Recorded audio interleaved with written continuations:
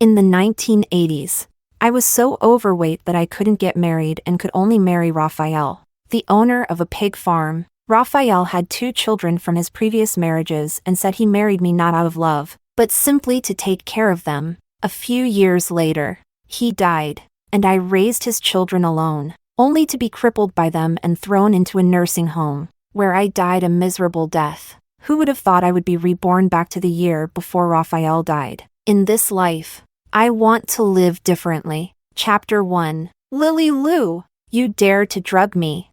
Hearing Raphael's furious question, I suddenly opened my eyes and was startled to see the living person in front of me. Raphael, aren't you dead? Raphael gritted his teeth and lowered his voice. I'm about to be driven mad. You are simply shameless. I shouldn't have married you out of pity. What kind of wife poisons her own husband like you do? Hearing the words from the depths of my memory again, I completely awakened and realized something was wrong. Looking back at the calendar, I found that I had been reborn back to 1987. At this moment, Raphael and I had already been married for a year. He was not dead yet, and the 2 ungrateful children he had with his ex-wife were still young. I touched my belly. Soon, there will be a baby that belongs to me here. But in my past life, this baby was killed by those 2 ungrateful wolves. That kind of pain still lingers in my mind. When Raphael saw me in a daze, he let go of me and coldly put on his clothes. Let's not make this a habit today. Behave yourself. I can't stand these lowly things. I snapped back to reality, and instead of feeling hurt like in my past life because of this statement, I calmly said, "Shall we get a divorce?" Raphael's hand froze as he was putting on his pants, and he looked up at me in surprise. Are you crazy? Haven't you been mocked enough in the past? In this era, although divorce procedures are well established, not many people actually get divorced. In the old society, anyone who divorced would be ridiculed and looked down upon. But I have worked so hard to live again. I must change my way of life and protect myself and my baby. I sneered. I'm not crazy. You don't trust me so much that you think I drugged you. You'd rather smile at Jenny than give me a good face. I think it would be better to get a divorce. Raphael's expression suddenly turned cold. How many times do I have to say it? I consider Jenny as my sister. What are you jealous of? As for divorce, don't even think about it. Besides, who would you marry if you divorced me? Unwillingness and anger surged in my heart, and I retorted, I can live on my own. Don't act like I can't survive without you. After saying that, I got dressed, got out of bed, found the marriage certificate, and reached out to tear it. Raphael's expression changed instantly, and he came over bare-chested to snatch it away. The advantage of being chubby is having great strength. Even though Raphael is tall and strong, he couldn't handle me for a while. The marriage certificate was torn in half by me, and Raphael's eyes turned red with anger. He bent down and lifted my nearly 200 pounds, throwing me onto the bed, his muscles tensed and bulging, furious like a bear. What are you making a fuss about? With the drugs and tearing up the marriage certificate, what has triggered you? Seeing my tears streaming down, his tone softened. Haven't I treated you well enough? When people outside mock you for being fat, haven't I always stood up for you? Is this how you repay me? These words pierced my heart, and the pain accumulated over 2 lifetimes erupted in an instant. It wasn't me who drugged you. It was my mom. Raphael calmed down at my shout. Why did our mom do this? I wiped my tears. Isn't it because your 2 kids call me a fat pig every day? They always throw my things into the pig pen, and mom is afraid they won't be filial to me in the future, so she wants me to have my own child.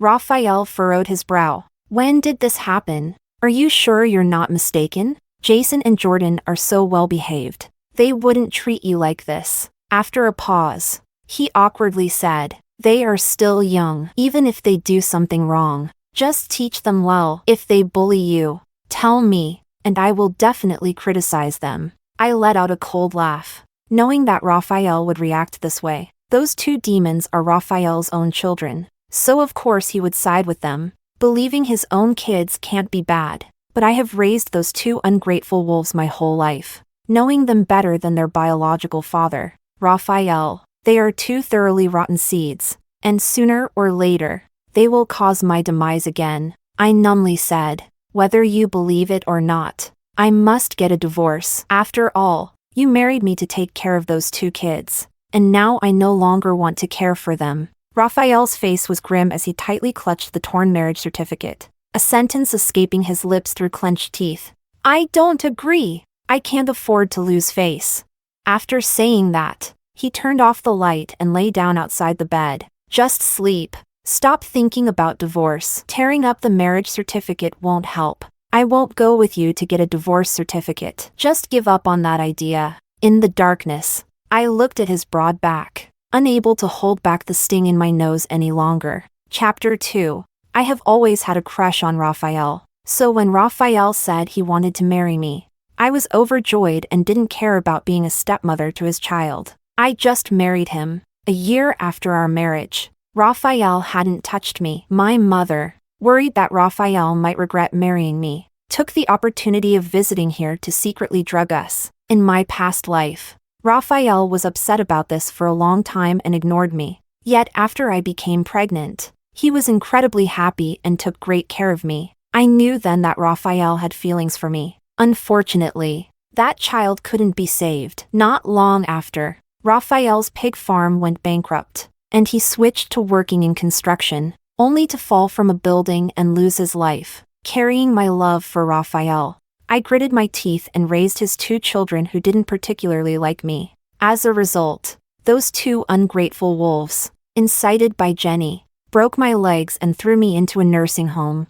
After I fell ill from anger, those 2 ungrateful wolves actually took all my savings and wouldn't let me get treatment. When I was dragged down to a critical condition, they pulled out my oxygen tube. Just thinking about the events of my past life makes my heart ache with anger. I couldn't sleep, so I simply got dressed and went out. Before leaving, Raphael instructed me, come back and buy some food for the children. I slammed the door hard. I don't have time. In the 1980s, opportunities were everywhere. I wanted to make money, a lot of money, to buy my own house so I wouldn't have to live by anyone else's whims. In my past life, I did many jobs to support my children and learned a lot in the process. For example, some traditional Chinese medicine prescriptions for health management. With a few prescriptions, I helped many new mothers who gained weight after childbirth successfully lose weight and made quite a bit of money. People in the 1980s didn't have the concept of nutritionists,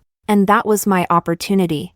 I hitched a ride on an ox cart and went to the town to buy a lot of medicinal materials, and my mood finally improved. In the herbal medicine shop, there was a woman who could be seen at a glance to have recently given birth. Her figure had become plump, and there was a look of distress on her face. As soon as the thought crossed my mind, I took the initiative to go over. Miss, you must have just given birth and come here to buy supplements, right? The woman was taken aback and nodded with a flushed face.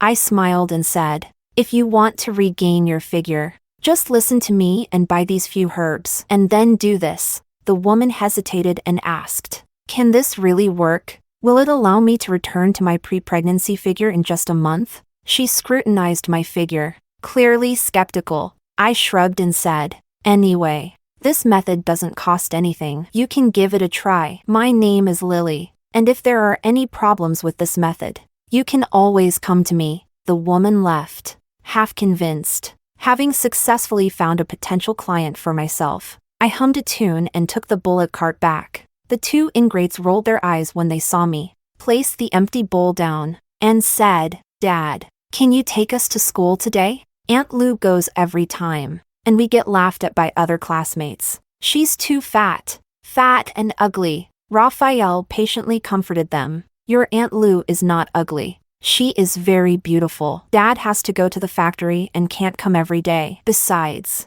your Aunt Lou is so overweight because she has been ill. You all need to learn to be more understanding. My eyes grew warm. A few years ago, I saved Raphael, who almost drowned, and after a serious illness, I took a lot of medicine to pull this little life back. I don't know which medicine I took wrong, but after I recovered, I started gaining weight uncontrollably. In my past life, after Raphael died, I fell seriously ill again and took a lot of traditional Chinese medicine before I slimmed back down to a normal weight, thinking of how I would look after becoming thin and beautiful. I steadied my mind, pretended I didn't hear, and went to the kitchen to brew medicine. What is that smell? It's so stinky. Jason covered his nose, took a quick glance into the kitchen, and rushed out, saying, "Dad, Aunt Lou put poop in the pot." Raphael said sternly, "Don't talk nonsense. That's called traditional Chinese medicine." Then he raised his voice and asked me, "Are you sick? If you're not feeling well, I'll accompany you to the clinic again." I put the lid on the pot and didn't explain much. "No need. I just feel unwell. You can take them to school." Jason and Jordan cheered. After sending them to school, Raphael didn't go to the factory but instead went home to ask me, "What exactly is wrong with you? Is it serious?" I put down the empty medicine bowl and replied succinctly, "I'm not sick. It's weight loss medication." Raphael's brow furrowed even deeper. "Don't eat so much junk. It doesn't matter to me whether you lose weight or not." I scoffed. "Who cares if you dislike it or not? Once you've died once, you'll understand that cherishing yourself is the true meaning of life. I want to lose weight to become healthy. I want to have money. And I want to make myself strong. No one will bully me again." Chapter 3. I've been taking weight loss pills for a week and also exercising. But my body hasn't changed much. I haven't lost heart. After Raphael picked up the children from school, I asked him as usual, "Have you thought about divorcing me today?" His expression darkened as he replied, "No." He has been reacting this way for a week. Jason and Jordan's eyes lit up. "Are you getting a divorce?" "Dad, after your divorce, can you marry Aunt Jenny? We want her to be our mom. She's prettier than Aunt Lou." I let out a cold laugh. These two ingrates have never respected me. Raphael shot a glare at the two kids. "What nonsense are you talking?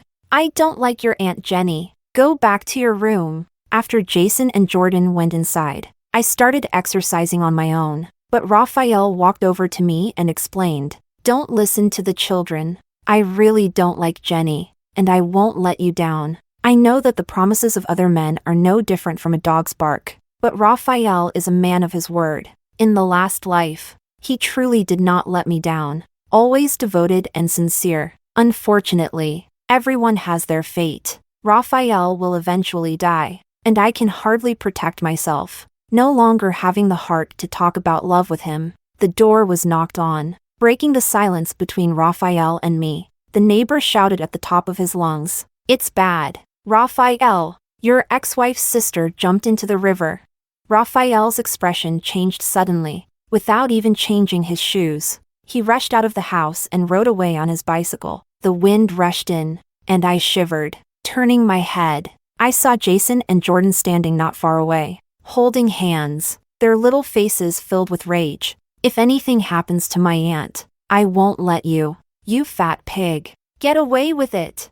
"Exactly. Fat pig. It's all because of you that my aunt can't be our mom. It's all your fault. Why don't you just go die?"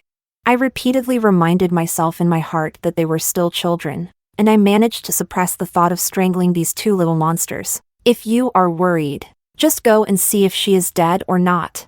When I arrived at the riverbank with two ungrateful wolves, Jenny had already been rescued and was sobbing in Raphael's arms. In my past life, I felt a lot of sympathy for Jenny, who was jilted. So when Raphael asked me if she could stay at my house, I agreed. Who would have known this was Jenny's ploy for sympathy? She likes Raphael and doesn't mind that he is her deceased sister's husband. She would love to marry him and be a stepmother, treating me as a thorn in her side. When Jenny saw me coming, her eyes flickered, and she cried even more pitifully. "Chingu, don't worry about me. Let me go find my sister. I really can't go on living." A group of people were trying to persuade her, and Raphael awkwardly patted her shoulder, urging her not to think too negatively. "There are plenty of good men out there. Don't be sad. I'll introduce you to someone nice another day." Jenny couldn't help but tightly cling to Raphael's arm, looking at him as if he were a lifeline. Is there any man better than Chingu? Realizing that this statement was inappropriate, Raphael immediately let go, stating sternly, "I'm already married. Don't talk nonsense." The onlookers all know the situation and join in the commotion, shouting, "Just get divorced and remarry. What's so good about that fat woman at home?" "Exactly. Jenny is beautiful and hardworking, and she works in the cultural troupe. Where can you find such a good daughter-in-law? Raphael Chan's face darkened to the point of dripping ink. He wanted to leave but was firmly held back by Jenny, who clutched his clothes tightly. Jenny sobbed, "Everyone, please stop. I don't want to ruin Brother Chan's family." "Aw, Sister Lou is here." My current weight of nearly 200 pounds is actually hard to ignore, but everyone present deliberately pretended not to see, talking in front of me about how well-matched Raphael and Jenny are. Jenny, with her pale face, timidly explained, "Sister Lou, don't misunderstand. It's all my fault for being so troubled. Brother Chan is just saving me. I'm only grateful to Brother Chan. I didn't mean to ruin your relationship." The surroundings instantly fell silent, everyone waiting to see my embarrassment. I took a deep breath and forced out a smile. "I know. Raphael is just kind-hearted. He feeds the stray cats and dogs outside his home. Saving a person is nothing. Jenny, don't feel so much pressure. My relationship with your brother is just fine." Jenny was choked by my words. Everyone knew that a year ago my mom insisted on matchmaking for me in public, but not a single person was willing to come, and I was mocked and pelted with stones by a group of children. In the end, it was Raphael who couldn't stand it any longer. He publicly declared that he wanted to find a stepmother for the child and was willing to marry me, which is how we got married. Someone sneered, "You've eaten yourself into a pig's shape, and your skin has thickened along with it." As soon as it was said, Raphael shot a cold glare at them. He pulled Jenny's hand off his arm and strode towards me, his tall figure blocking the mocking gazes of others. How many times do I have to say it? My wife is like this because she took the wrong medicine while being sick. Are you all annoying? Chapter 4. Others were stunned, and I felt complicated emotions as well. If only Raphael didn't have those 2 children, he and I would surely be the envy of others as a couple. Raphael dropped another line. "Lily and I have a great relationship. Thank you all for your kind intentions, but please don't meddle with our love story." I clenched my fists, reminding myself not to fall again. The feeling of death is truly painful. I suppressed my chaotic thoughts and smiled. "Yeah, Jenny's sister just passed away a year ago. If she knew what you were saying, she would be upset, right?" Everyone's expression froze. Respect for the deceased is paramount. No one wanted to lose virtue during the new year, so they awkwardly found an excuse and left one by one. Jenny was soaked to the skin, looking pitifully pale as she gazed at Raphael, but Raphael told her to hurry home, pulling me along and calling the 2 kids to go back together. Jason and Jordan shot me a glance, then ran to Jenny, asking her how she was and refusing to leave. Raphael's expression darkened as he said to them, "You two, accompany your aunt back. I have something to discuss with your Aunt Lou." Jason and Jordan rolled their eyes, each grabbing one of Jenny's hands and pulling her away. Raphael pulled me home, found the marriage certificate torn in half, and said, "Let's go to the Civil Affairs Bureau to get a new one." I shook him off and said, "I'm not going." After lighting a cigarette, Raphael said nothing, took out some glue, carefully reattached the marriage certificate, and placed it in front of me. "I apologize on behalf of those 2 little rascals. If they touch your things again, just hit them." "Never mind. Just tell me, and I'll handle it." Raphael has always been a man of his word. I never doubted him. I just pulled him to the pig pen behind the yard. Sure enough, the pot I used to make medicine at noon had already been thrown in by those 2 ungrateful wolves. It was all covered in pig dung. Raphael's forehead twitched as he said, "Wait, I'll buy you another one when I go out." After saying that, he picked up a wooden stick and left. When he returned, the 2 children were limping behind him, their eyes swollen and red from crying. I don't know what Raphael said to them, but they came to me, trembling as they spoke. "Aunt Lou, I'm sorry. Please forgive us. We won't dare again." I scratched my ear, ignored them, and instead asked Raphael, "Where's my pot?" Raphael handed me the pot. "They say it's best to use a porcelain pot for brewing medicine, so I specially bought one for you. I haven't taken the medicine for tonight yet." So I took the pot and went to the kitchen to brew it. Raphael was still outside, deliberately scolding the children for me to hear. "Everything in the house costs money. Don't treat your father's money lightly. If there's a next time, it won't just be a few hits. Jason and Jordan cried and promised before going back to their room. Raphael came to the kitchen and told me, I gave them a good beating. Don't worry about it. They will definitely not dare to throw things at you again. I let out a long sigh. Children are sensitive. They will definitely hate me in the future. There will be no peace for me anymore. Raphael, I think we should just get a divorce. After all, you can find another wife. Raphael was unhappy. Why do you keep bringing this up?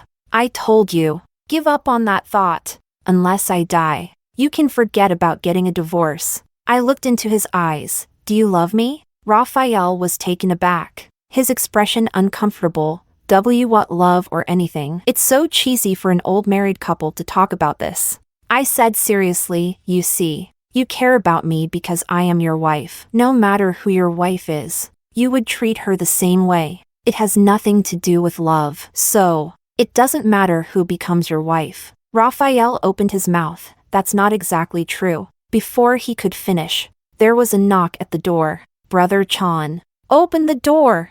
I have something to tell you. Chapter 5. As soon as the door opened, Jenny started crying. Brother Chan. Sister Lu. It's all my fault. Please don't hit the child. In this era, every household's courtyard wall is adjacent, and there's no soundproofing. Jenny's loud voice brought the neighbors rushing over. Jenny's eyes were filled with pride, yet tears streamed down her cheeks. Brother Chan. Is it because of Sister Lu that you hit Jason and Jordan with a stick? They are only 7 or 8 years old and have lost their mother. How can you bear to do this? Sister Lu?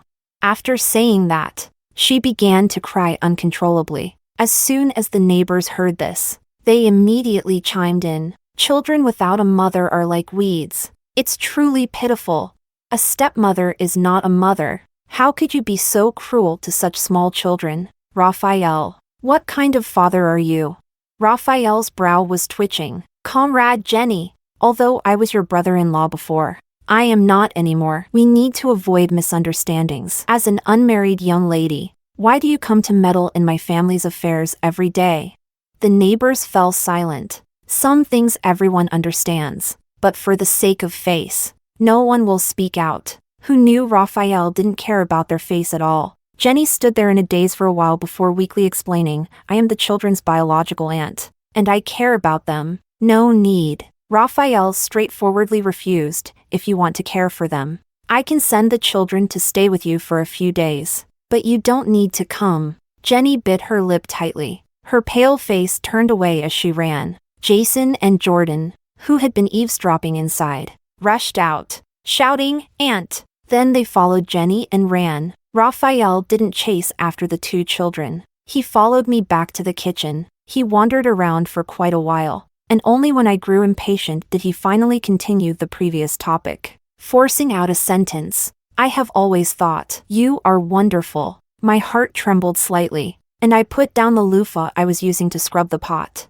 asking him, wasn't it said that you married me out of pity? Raphael opened his mouth and said, that's just the first thing that comes to mind when I'm angry. Why are you still holding a grudge? I pouted and said, you still dare to call me shameless after drugging you. He was speechless for a moment, then scratched his head, came over, and hugged me from behind, his voice muffled. I'm sorry. My nose was unbearably sour. I broke free from him and took a deep breath. Whether you like it or not, I still stand by my words. I regret it and don't want to raise a child with you. Jason and Jordan are the insurmountable obstacles between Raphael and me. That is his biological child. He will never give up on them, no matter what. And I will absolutely never forgive those 2 evil beings, treating everything from the last life as if it never happened. That pain was something I experienced firsthand. If I forgive them and even try to build a good relationship with them, teaching them to be good babies,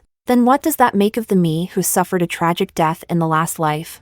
Therefore, it is best for me to take the initiative to give up. Raphael took a deep breath and said dryly, I will teach them well, so they can accept you. Tears fell silently in a place he couldn't see, and I smiled gently, saying nothing. At this point, there is no need to continue arguing. In the evening, Raphael hurriedly went to Jenny's to pick up the children. and after a while, he returned with a very grim expression. Jenny is sick. And the two children said they wanted to go to the mountain to dig ginseng for her. They have been missing for an entire afternoon. Chapter 6. My eyelid twitched. Raphael went door to door calling the neighbors to help look for the children. And I didn't sit idle either. I quickly changed my shoes and went out without even starting a fire. If a child went missing in the 1980s, it would be a disaster. With technology not being advanced, there would be no place to search. Although those two children are of bad stock, I never really thought about taking their lives.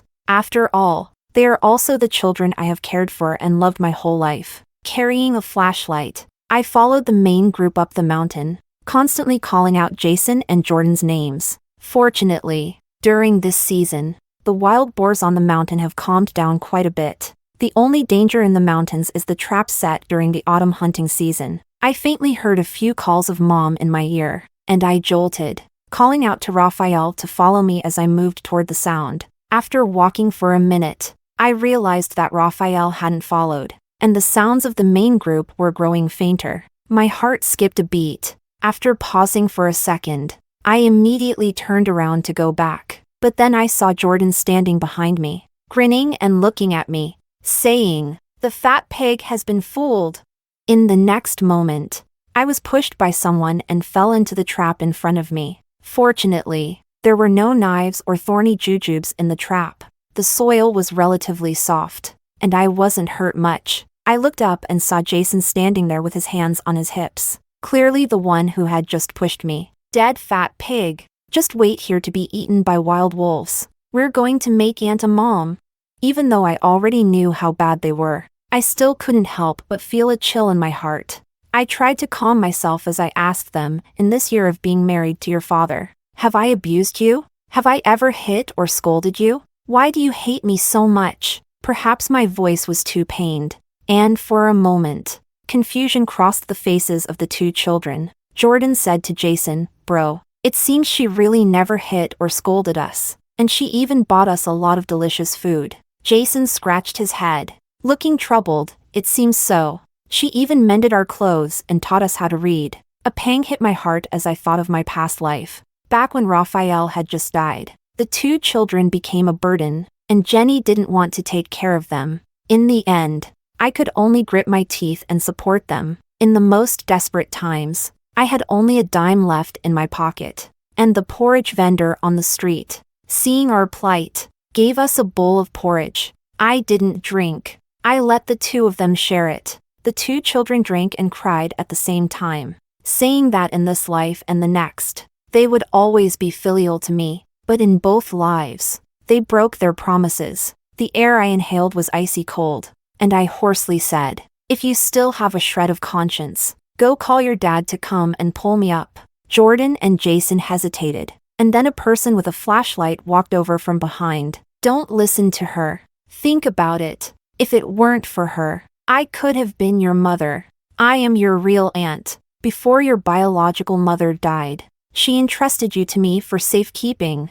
I feel like my blood has frozen. Jenny looked at the two children with tears in her eyes, and when she glanced at me, her gaze was filled with malice. Jordan and Jason clenched their fists and nodded seriously. "Yes, even if you are nice to us, it doesn't matter. It's wrong to bully Aunt."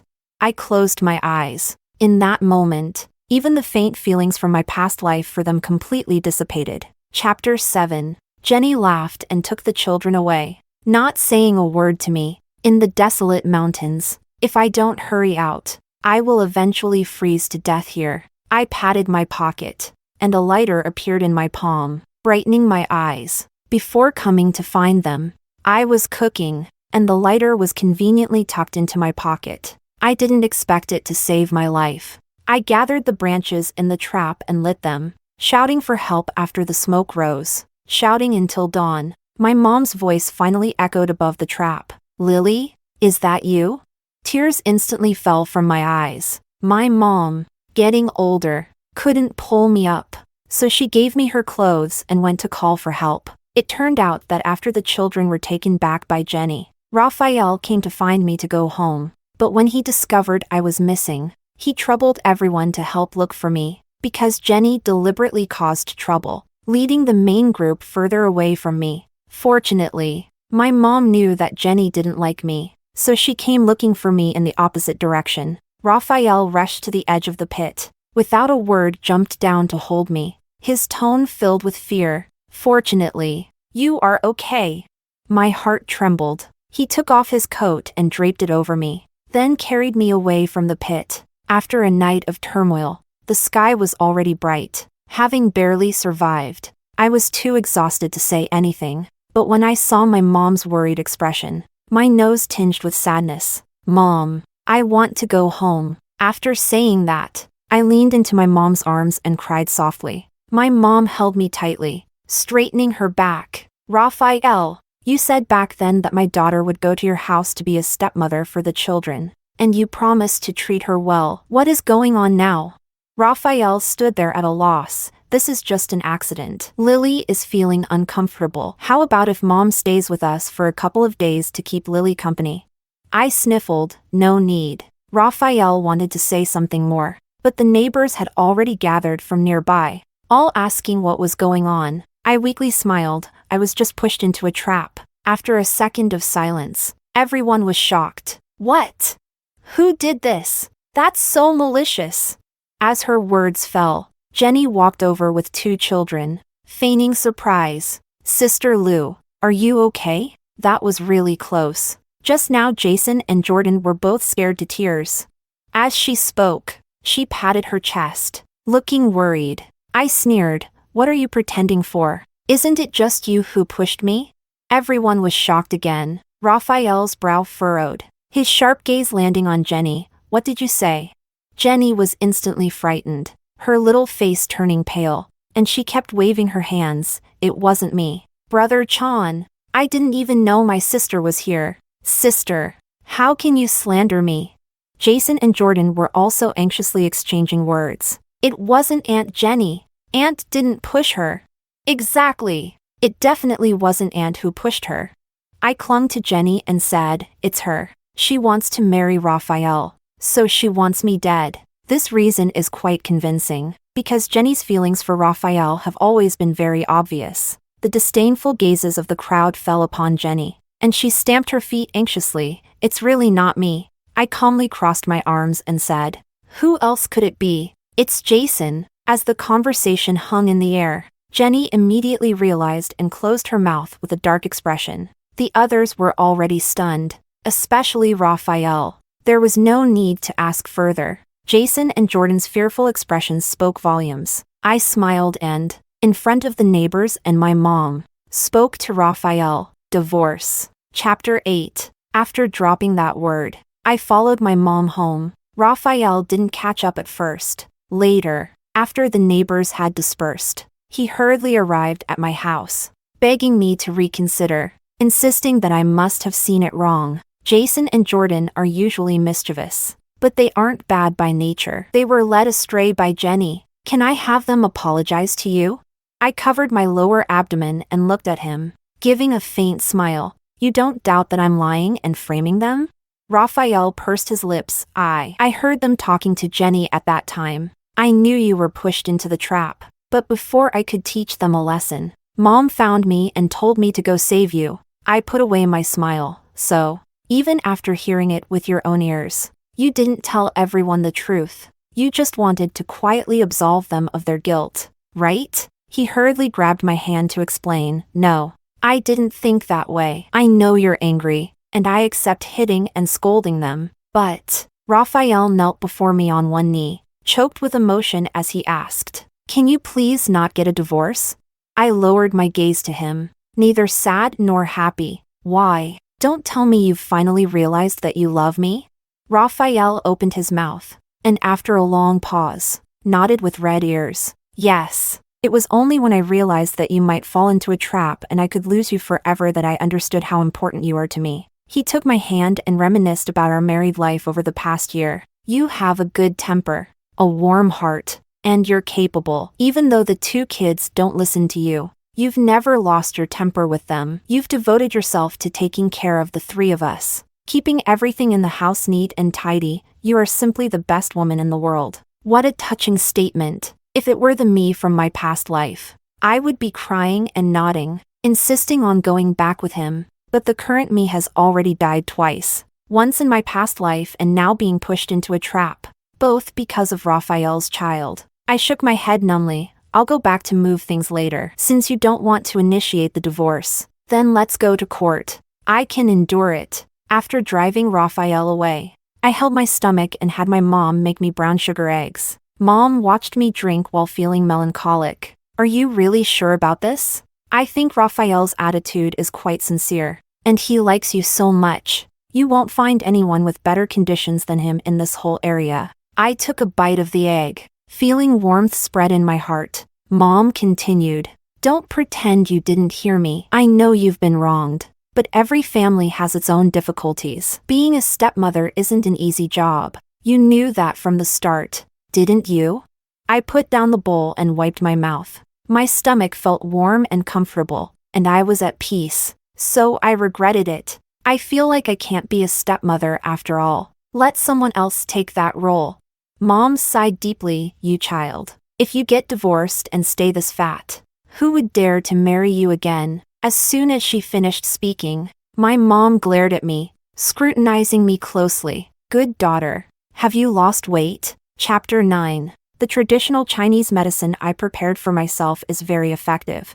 I have already lost weight from nearly 200 pounds to 180, and my face has clearly taken on some definition. Calculating the time, I felt it was about time to check for the child's existence, so I went to the hospital. After confirming that I had been pregnant for almost 2 months, I let out a long sigh of relief, and tears of happiness flowed uncontrollably. The doctor smiled and handed me a tissue. The baby is quite healthy. You need to come for checkups regularly, and next time, let the child's father accompany you. I paused for a moment and thanked the doctor with a smile. I don't plan to tell Raphael about the child's existence for now. Everything will be discussed after the divorce goes smoothly. As soon as I stepped out of the hospital, I was stopped by a woman. What a coincidence. It's you! It turned out to be the woman I had a brief encounter with at the entrance of the herb store. Her eyes were bright, and she looked particularly well. I had a thought. How does that prescription taste? The woman grinned. It's fantastic. Thanks to your prescription, my husband and I have improved our relationship quite a bit. He even said he wants to meet you. I was surprised. Meet me? The woman nodded. He wants to discuss business with you. To buy this prescription and then turn it into some other products to sell. I understood. Isn't this just health products? Calculating the time, the development of health products in the country has only been a matter of a few years. I became interested and followed the woman to meet her husband. The woman's husband is named Claude. He clearly looks like a cultured merchant. I immediately felt at ease. Thinking about it, they could have secretly taken my prescription. Yet they chose to come to me for collaboration. Their approach is indeed straightforward. Claude shook my hand and said with a smile, "Hello, Comrade Liu. My wife and I are interested in your prescription and would like to buy it. Would you be willing to sell?" I politely nodded and said, "Claude is an upfront person, so I won't beat around the bush. Collaboration is possible, but it has to be profit-sharing. A flat price won't work." Claude laughed heartily. "Sure. Comrade Liu is a straightforward person. The profits brought by health products in the future are immeasurable. I can't possibly give up this big pie entirely to others." We hardly had to pull any strings. We quickly discussed the details and signed the agreement. 60-40. I take the larger share, and it's agreed that I will provide them with my recipes in the future. After a pleasant negotiation, Claude had a bicycle brought out. I heard from my wife that Boss Liu is expecting. This is a congratulatory gift. Boss Liu, may we have a pleasant cooperation. As I grasped the handlebars of the bicycle, it felt as if I had completely taken control of the direction of my life. Pleasant cooperation. Carefully pushing the bicycle home, the neighbors all peeked over to look. Now times are better. Every household can have food, but not everyone can afford a bicycle, which is still a significant expense. Moreover, the bicycle that Claude gave looks very expensive at first glance. The neighbor leaned against the wall and asked, "Lily, whose bicycle are you borrowing?" After I parked the car, I smiled and explained, "I bought it myself." Words can be frightening. If I say the bicycle was a gift from someone else, within an hour, people around me would start saying I was sleeping with a wild man outside. The neighbor scoffed and rolled their eyes before leaving. In the evening, Raphael knocked on my door and strode over to me, gripping my shoulders. Who bought you the bicycle? Why didn't you tell me you wanted a bike? Why take someone else's bike? My shoulders were painfully squeezed, and I struggled to break free. Are you crazy, Raphael? I bought this with my own money. He was panting, his voice filled with rage. You spent money on what? Everyone saw that you took this bike from a man. Lily, do you know what people are saying right now? You should have some dignity. Do you want to be dragged off for public criticism? Slap. Almost as soon as he finished speaking, I swiftly slapped him. My hand hurt, and my heart ached as well. I pointed at the door and said, since you think I'm cheating on you and wearing a green hat, then get out. Bring the marriage certificate tomorrow, and we'll meet at the Civil Affairs Bureau.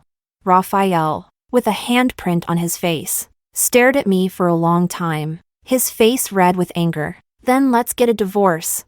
Chapter 10. After saying this with great force, Raphael immediately calmed down, his expression filled with regret. But he didn't take back his words. With red-rimmed eyes, I said, fine, but I didn't cheat on you. If you don't believe me, go find that boss. He lives just 3 streets away, and his name is Claude. Raphael gritted his teeth, looked at me for a moment, then turned and walked away. I released my strength and collapsed to the ground, my heart aching painfully. After a year of marriage with Raphael, this is the first time he has gotten so angry. Even the last time he suspected that I drugged him, he didn't mention divorce. Now he has brought it up himself. Although I have always hoped for a divorce, when it actually comes to this outcome with Raphael, I can't bring myself to feel happy. After all, Raphael is the only man I've ever loved in both of my lifetimes. Tears fell, splattering on the ground and spreading into a dark stain. When my mom came back from outside and saw me slumped on the floor, she was startled. What happened? Why are you sitting on the ground? My daughter. Looking at my mom's concerned gaze, I finally couldn't help but cry out loud. Love is truly too bitter. Upon learning the whole story, my mom was furious and grabbed a hoe, ready to go out and find Raphael. That brat! How dare he want a divorce just because of a few idle words? I have to find him and settle the score. Give him a good beating. I cried and held on to her. Mom, forget it. I'm so tired. Let's just leave it like this. Mom touched my face and couldn't help but cry. My poor daughter, what will you do in the future? After my emotions settled down, I touched my belly and thought about the baby who would accompany me in the future, and my heart slowly warmed up. I'm fine, Mom. Whether or not Raphael is here, I will live my life well. After feeling sorry for me all night, the next day Mom quietly took out the new clothes she made for me. Dress nicely. Let everyone in this area see that my daughter can do just fine without a man. I felt warm inside, put on my new clothes, did a simple makeup, and stepped out with my head held high. When I looked up, I saw Raphael, unshaven, standing at my door, his hair damp with morning dew, pushing a bicycle as if he had been waiting here for a long time. Our eyes met, and Raphael had completely lost the bravado from last night, lowering his head as he pushed the bicycle in front of me. Lily, I'm sorry. I went to that man's house and asked about you. He praised you in front of me, saying you could write prescriptions for health, and they sell for quite a bit. His wife also asked me to send her regards to you. I said expressionlessly, Claude and his wife are both kind-hearted people. Raphael nodded eagerly, and finally, cautiously pulled me aside. I'm sorry, Lily. I didn't know you could write prescriptions. You never told me you studied it. I took a deep breath. There's nothing to say. After all, you never liked me before. It was only after I proposed the divorce that he belatedly realized his feelings for me. Raphael looked a bit flustered. I know I was wrong. Dear wife, from now on, I will make sure to understand you better. If you want to start a business, I fully support you, or I can give you money to open a shop. How about that? I looked up at him and smiled faintly. Raphael, don't tell me you regret it again. I'll tell you, even if you don't divorce me today, I will still file for litigation. Chapter 11. Times have changed. Women can hold up half the sky, and the law is continuously protecting women's rights. If either party requests a divorce due to a breakdown in the relationship and mediation is ineffective, a divorce can be granted. Raphael hunched his back and said dejectedly, "Wife, Lily, everything I said last night was said in anger, but I took it seriously." I took a step back and stood at the doorframe, looking at him with equal intensity, forcing myself to say, "Raphael, as the director of a factory, what kind of woman do you not want? The girls in the village and town are lining up to be stepmothers to your children. Just let me go, okay?"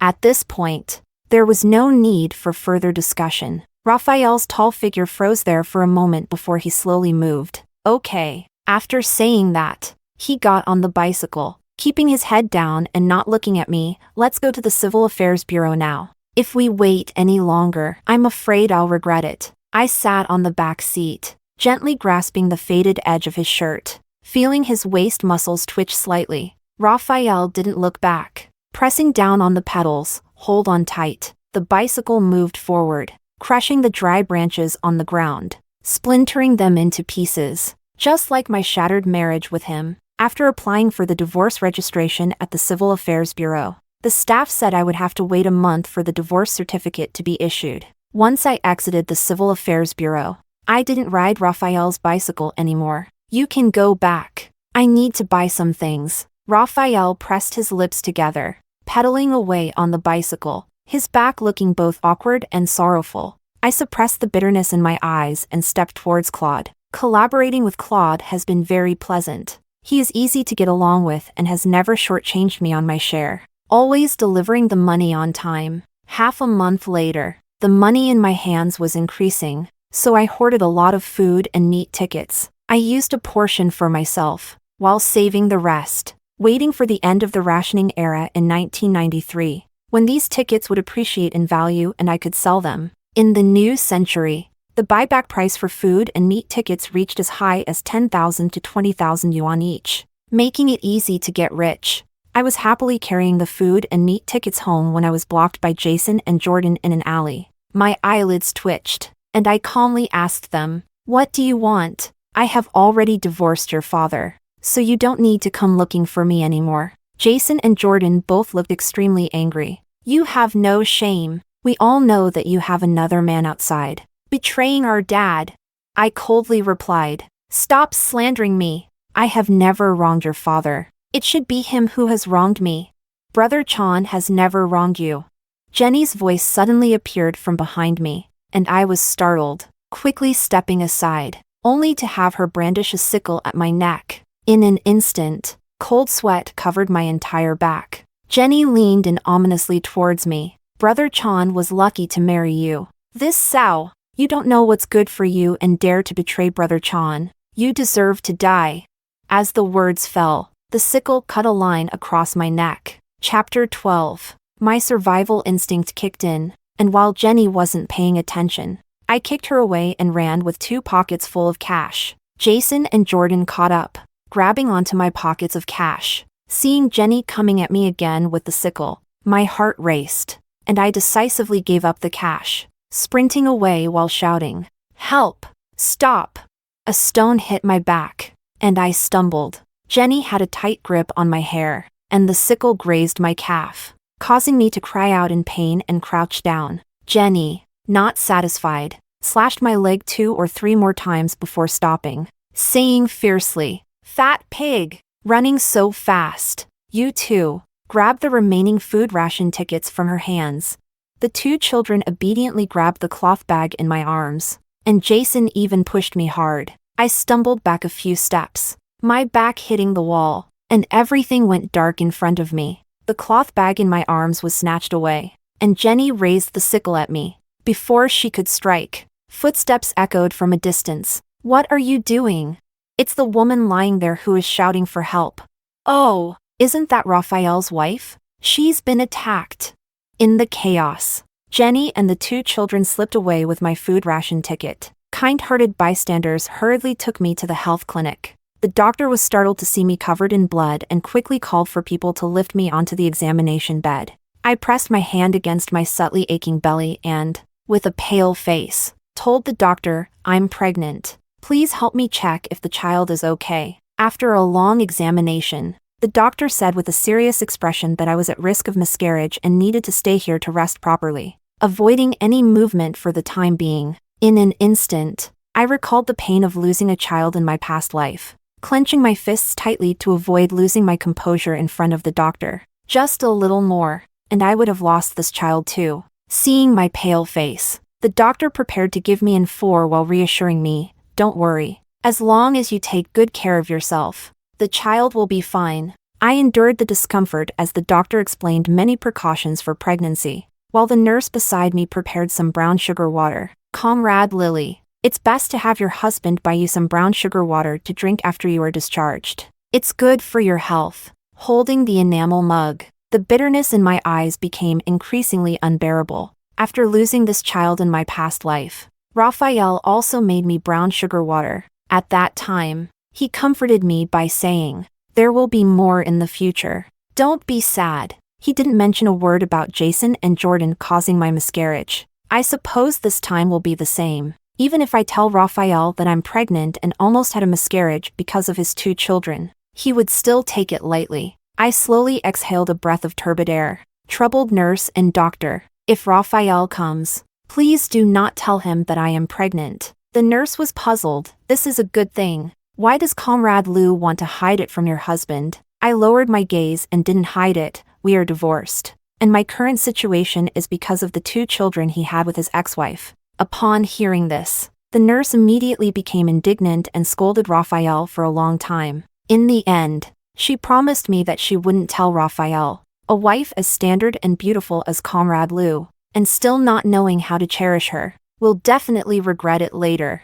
I smiled and instinctively touched my own face. After this period of treatment with traditional Chinese medicine, I have become increasingly thin. I now weigh 160 pounds. I am nearly 1.7 meters tall, and at this weight, I am just pleasantly plump. Quite charming. The nurse started praising me as she spoke and even asked how I became so fair. Just as I was about to pull in another customer, the ward door was yanked open, and Raphael's tall figure appeared, his face full of anxiety. "Lily, how are you?" Chapter 13. The smile on my face faded. The nurse shot a discreet glare at Raphael, who seemed oblivious, staring at me for a while before murmuring, "You have lost weight." I nodded calmly. "I've had some success with my recent weight loss." Raphael snapped back to reality, slowly approaching, his eyes never leaving me. "You look quite beautiful like this." I gave a distant smile. "Thank you." Raphael, with a blush creeping to his ears, looked around and scratched his head. I asked the doctor, "And they said this is obstetrics. Are you pregnant?"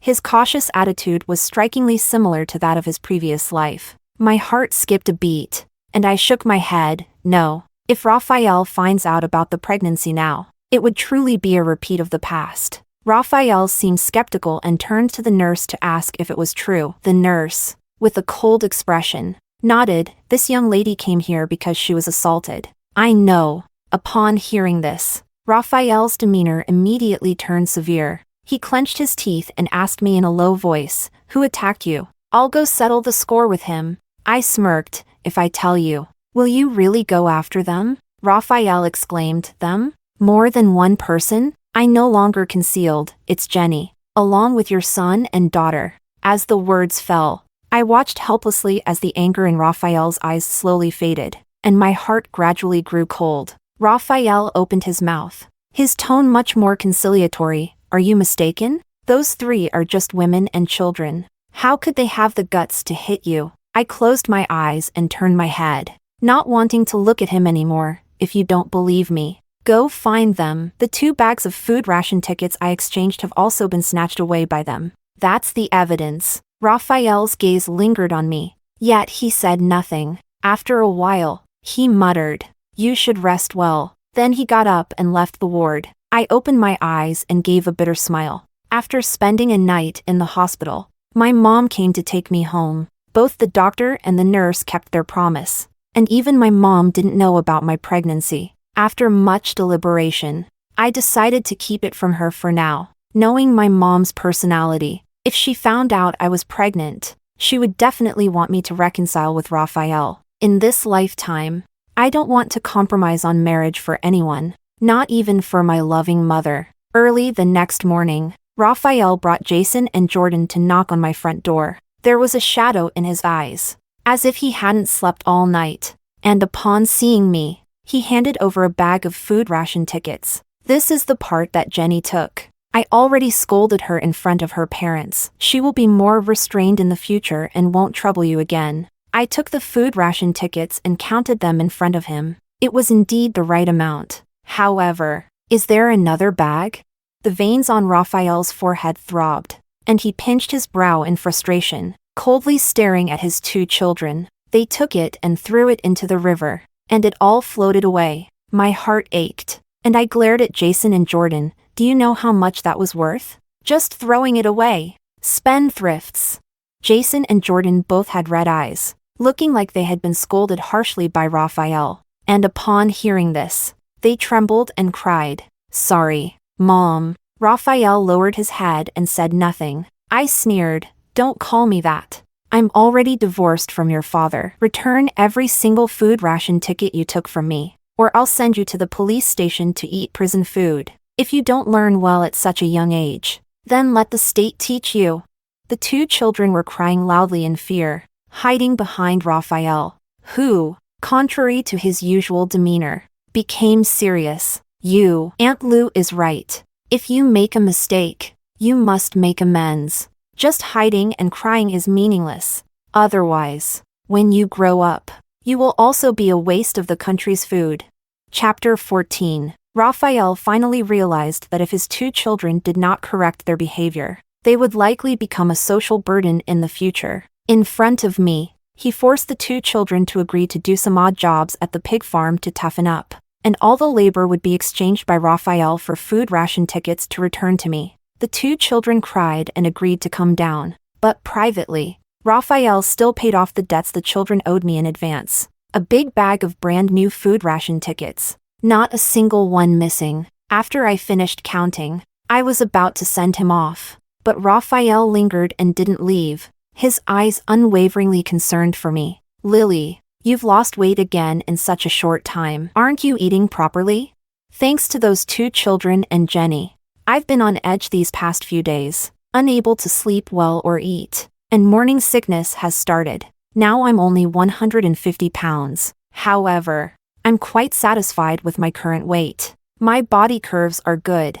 I'm healthy, and I don't plan to lose more weight. My mom was originally very worried that I hadn't been eating much lately, but after seeing me lose weight, she stopped saying anything and now leaves home every day in high spirits to buy fabric, returning to make clothes for me. She also said that if Raphael saw me like this now, he would definitely regret it. Looking at Raphael now, it's clear that my mom was right. He looked at me with deep affection, glaring fiercely at the neighbors who were sneaking glances at me, and pleaded with me in a low voice, "Lily, can we not get a divorce? Can we just forget about the divorce papers?" I had never seen such a humble side of Raphael. He was almost on his knees. Even though I feel distressed inside, there are no signs of it on my face. I still stand by what I said. We are not suitable for each other. I don't want to raise 2 ingrates. After this, you should know that I have no fate with them. No mother-son bond. Raphael's back was increasingly hunched. Silence stretched between him and me. Before leaving, Raphael said hoarsely, "Don't lose any more weight. Your health is important. Take good care of yourself." I watched his dejected figure, and my heart twisted again. There isn't much time left. Raphael is going to die. I strive to change my own fate. Yet I wonder if I have the power to change Raphael's fate. After much contemplation, I still called out to him. "I heard there's an outbreak of swine fever in some places, so pay attention to the matters at the factory, and don't overthink things. No matter what, life must go on, you know?" Raphael's back stiffened. He didn't turn around, lowered his voice in response, and walked away quickly. For several consecutive days, Raphael didn't show up, as if he had completely let go. I also focused intently on both my career and nurturing the baby. When my mood was good, my complexion improved, making me look radiant. Seeing this, my mom unexpectedly started secretly looking for a matchmaker for me, hoping I would remarry. Daughter, I found you a matchmaker named Sister Zhang. She said there's a man from the neighboring town who just returned from the army. His physique and looks are no worse than Raphael's. Plus, it's his first marriage. Do you want to take a look? Could such a good thing really happen to me? With doubts filling my heart, just as I was about to refuse my mom, my stomach began to churn violently, and I ended up throwing up everywhere. My mom was startled and quickly came over to pat my back. Her tone complicated. Daughter, you've been throwing up too frequently lately. You're not pregnant, are you? Chapter 15. The feeling of nausea gradually subsided.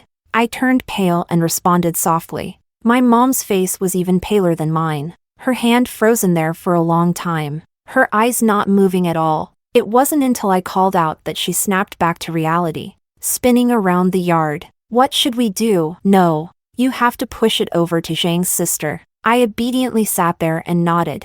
Mom walked over and tapped my forehead. Half angry and half amused. You kept such a big thing from your mom. How many months has it been? After I obediently answered, my mom also recalled the time I was hospitalized, and her expression changed drastically. Damn it! Those two little bastards almost harmed my dear grandson.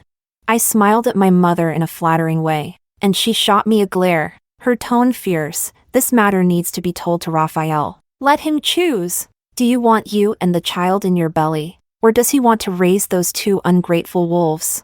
My palms instinctively clenched, and I forced a smile. Mom, don't tell him. He definitely won't choose me. Mom, frustrated, said, it's obvious to anyone with eyes that he cares for you. Likes you. How could he possibly not choose you? I forced a bitter smile. I had no idea how to tell my mom. I tried, and I told Raphael, but in the end, his choice was those two kids, not me. Mom noticed my pale face. Her expression grew serious, and she sighed as she sat beside me. Even if you have kids, you don't want him anymore? I nodded eagerly. Mom's eyes turned red, and she patted my shoulder. All right, you've got your mom's spirit from back in the day.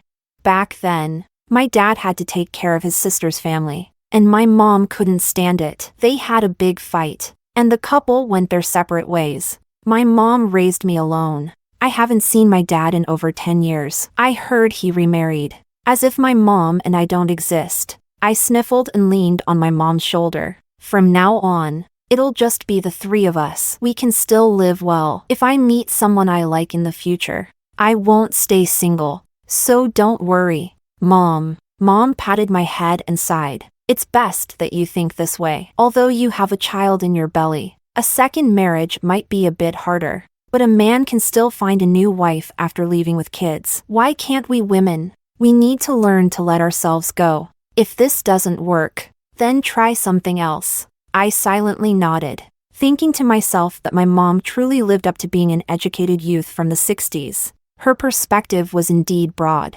That night, my mom and I had a long heart-to-heart talk. For several days afterward, she would rush out early in the morning, and I had no idea what she was busy with, until she cheerfully told me that she had found a new matchmaker. This one is well known throughout the city. She said that many educated youth have been looking for partners through her lately. I told her about your situation, and she mentioned a reliable person. The family is clean and doesn't mind that you have a child. The face of Raphael flashed through my mind, and after a moment of daze, I smiled at my mom and said, then I'll listen to you. Mom, I'll go meet him. When I finally saw that person, my eyes widened. My mom is truly my biological mother. This educated youth looks no worse than Raphael. The other person was holding a small photo, one that my mom took of me after I lost weight, specifically for matchmaking. Seeing me appear in a floral dress, the educated youth's eyes lit up, and he quickly walked over, adjusting his glasses. Hello, Comrade Lou. My name is Phineas. I teach at a middle school. I'm a teacher. Chapter 16. Phineas is a very witty person, speaks with great tact, and is particularly kind to me. Since we met 2 months ago, He occasionally buys me things that women like and even invites me to choose fabrics. Later, he thanked me, saying that his mom particularly liked the fabric I chose and praised my good taste. I couldn't help but chuckle. Isn't this a roundabout way of saying hello? After all, we are blind date partners. If I were to take a liking to you, that would truly be good taste. Phineas shyly touched his head. So, do you like me? I was taken aback, thinking of the child in my womb, feeling a bit hesitant. Phineas knows about the child, but his family definitely doesn't. Seeing this, Phineas hurriedly said, "No need to rush your answer. I also need to communicate with my parents. So, in a couple of days, there's a movie coming out. I'll invite you to watch it together. And after that, you can tell me your answer, okay?" I nodded in gratitude. On the day we agreed to meet, the weather was not good. Dark clouds hung heavily in the sky, making it hard to breathe.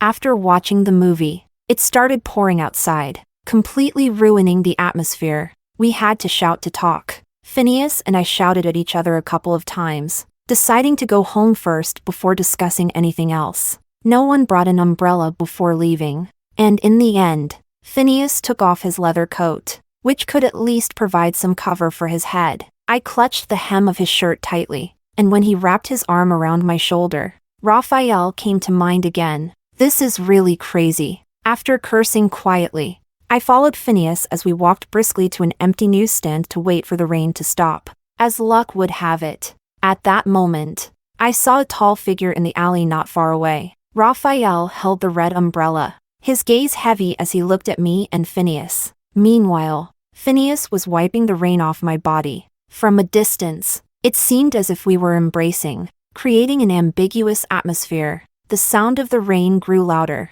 I watched helplessly as Raphael strode over, wordlessly shoved the red umbrella into my hands, and then left, braving the downpour. Phineas was taken aback. "Who is this comrade? Do you know him?" I tightened my grip on the umbrella. "Yes, he is my ex-husband." Phineas paused for a moment, but his expression quickly returned to normal. "So he is the father of the child? He seems quite decent." Phineas and I walked home in silence under the umbrella. The rain had just stopped, and he didn't take the umbrella, quickly greeting my mom before leaving. In the middle of the night, the rain started again. I lay in bed, unable to sleep as I thought about Raphael's gaze from earlier. I was supposed to pick up the divorce certificate last month, but Raphael kept dragging his feet, as if not picking it up meant he wouldn't divorce me. Feeling uncomfortable and restless, I put on a coat and went to look at the rain, only to hear a loud sneeze from outside the door.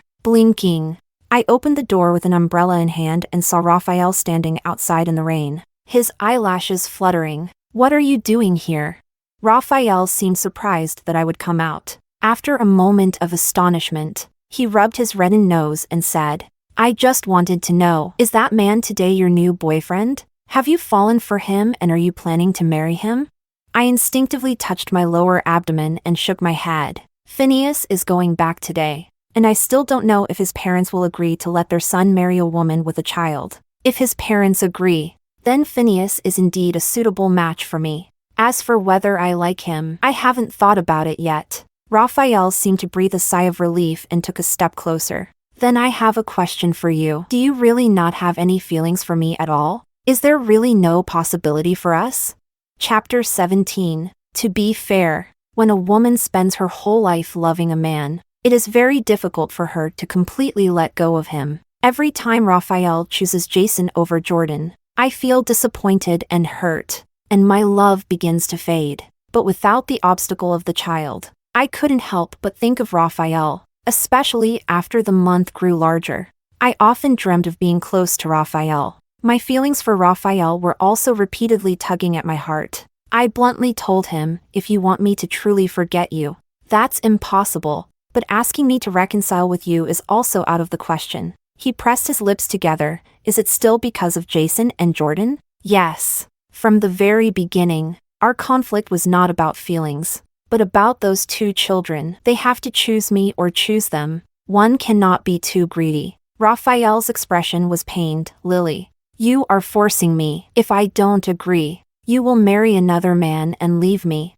right? I did not deny, Raphael. Living life requires more than just love. It also depends on whether we are comfortable together. I do not want to see your 2 children even once. I returned Raphael's red umbrella to him and watched him leave. After dawn, Phineas came over with many gifts, looking rather unhappy. His first words to me were an apology. My mom, she doesn't accept the baby in your belly. I tried to persuade her all night, but she wouldn't budge. It was an expected outcome, and I understood.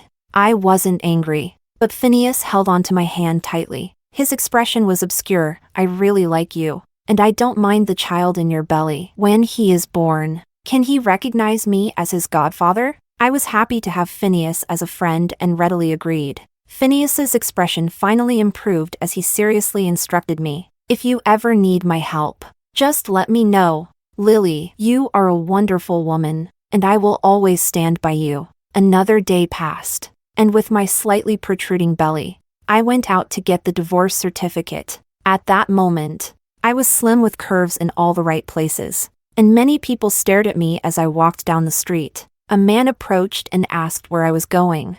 I smiled and explained, to get a divorce. Only then did he notice my bulging belly, his expression turning to disappointment as he quietly walked away. But the gaze that fell on me did not disappear. In my past life, I had already grown accustomed to this feeling of being watched.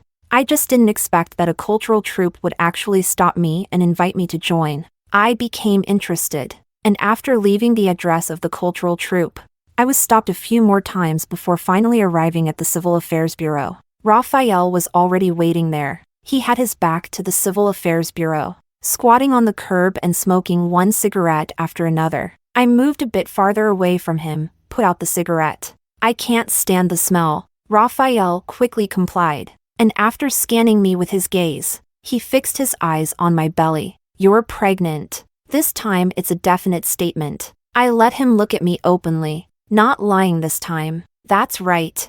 I'm pregnant. 4.5 months. Raphael's face first went blank. Then he jumped up in surprise. I'm going to be a dad.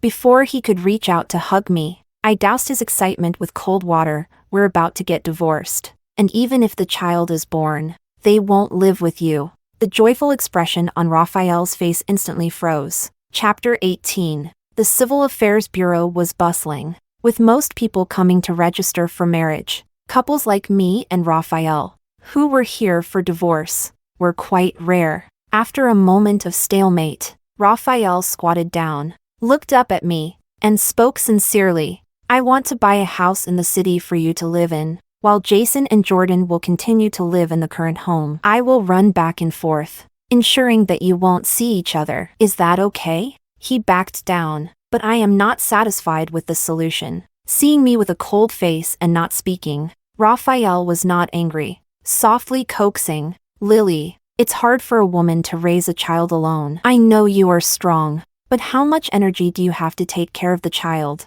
Let me be by your side.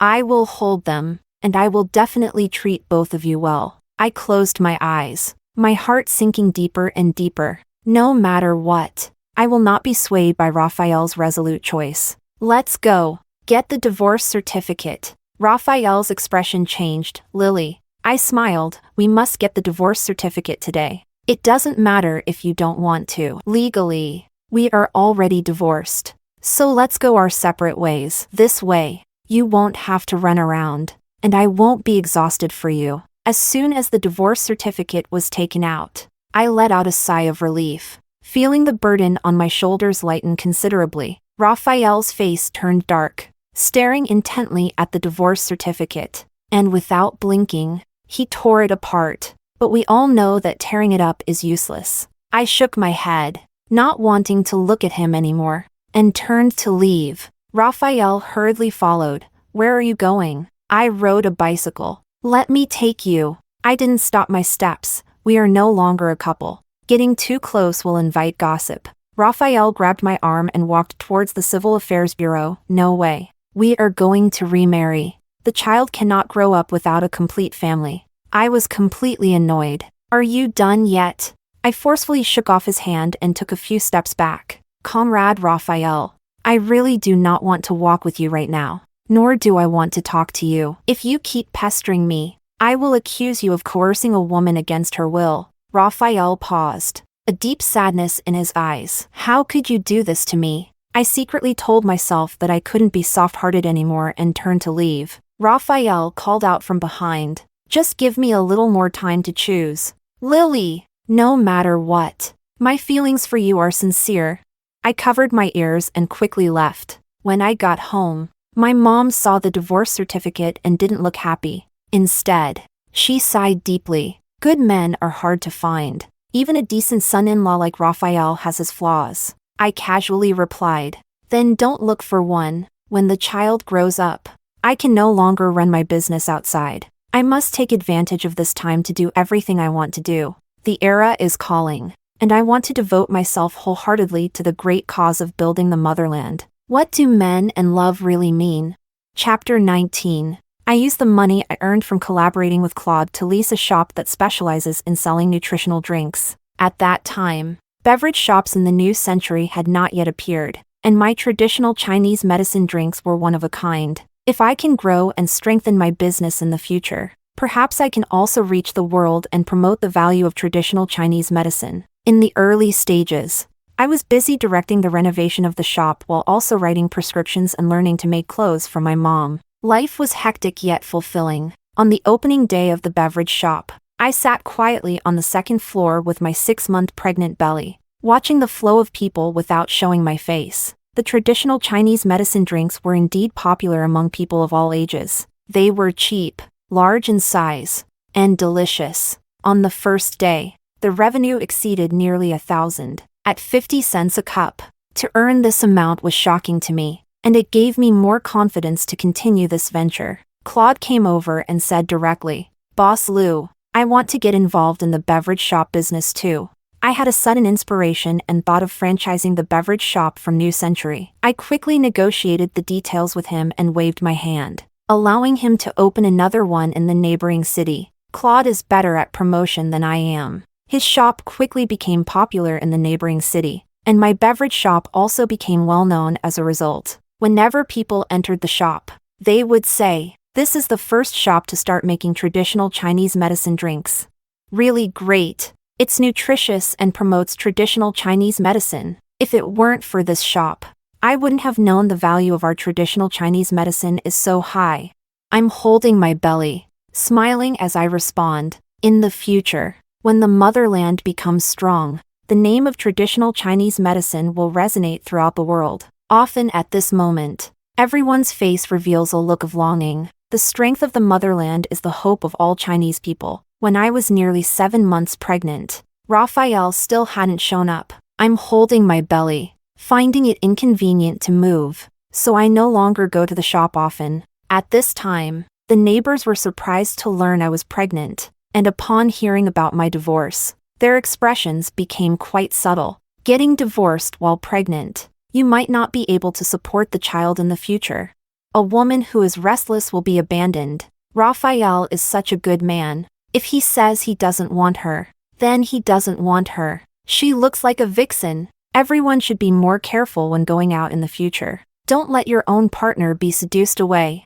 I've already heard these sarcastic remarks in my past life, and now I don't take them to heart at all. I just focus on nurturing the baby. A pregnant woman's emotions also affect the baby in her womb, but my mom couldn't swallow her anger. She went to argue with the neighboring women every day, and eventually, it escalated to the mayor. Fortunately, when I opened the shop, I had greeted the mayor, and even the county town took my beverage shop very seriously. The beverage shop has now become a well-known brand in the entire county town, and even foreigners who come here have sought it out a few times. The taxes I pay every month are also timely, and the county head can't help but smile when he sees my profits. Not to mention the mayor. Upon seeing me, the mayor became serious, clarified the situation, and sternly criticized the few women who had been gossiping about me. The traditional Chinese medicine beverage shop opened by Comrade Liu is our town's signature. The contributions to our town and even the county are immeasurable.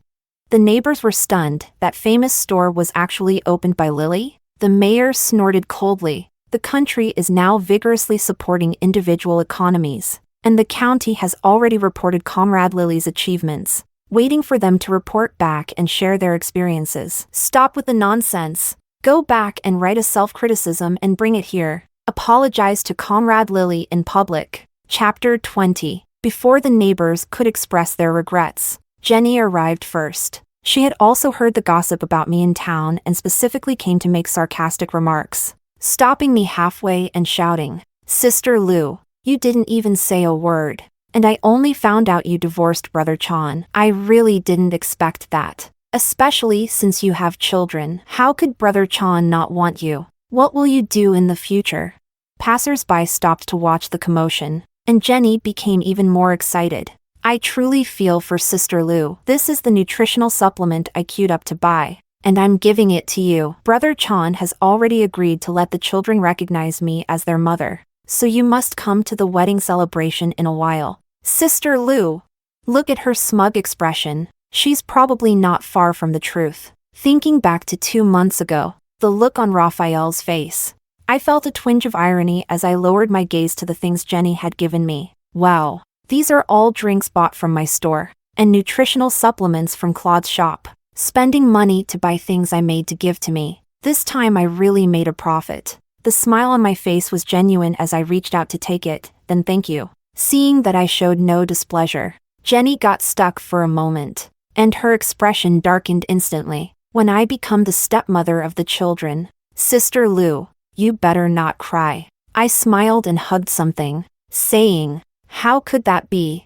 I'm just too happy." After saying that, I couldn't be bothered to deal with her anymore and walked away with my belly sticking out. But Jenny grabbed my arm again, saying, "By the way, I found a new job and will be busy soon. Unlike Sister Lou who has nothing to do." "Oh, I really envy you," I patiently asked. "What job?" Jenny replied proudly. "It's the place where I buy you nutritional drinks." "You didn't know? This is a traditional Chinese medicine drink, and it will be popular nationwide in the future."